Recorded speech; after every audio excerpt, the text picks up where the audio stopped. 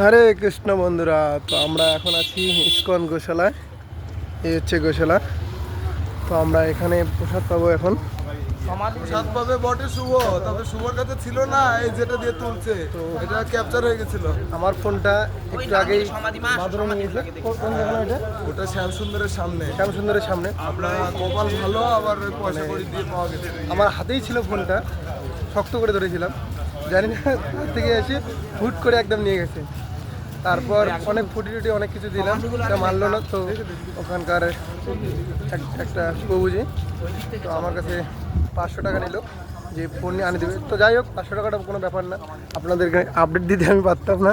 আর আমার সব কিছু ফোনের মধ্যে ছিল, যা ছিল আর কি। তো যাই হোক, রাধারানী কৃপায় আমি ফোনটা পেয়েছি। আবার আপনাদের সামনে সব কিছু তুলে ধরার চেষ্টা করব।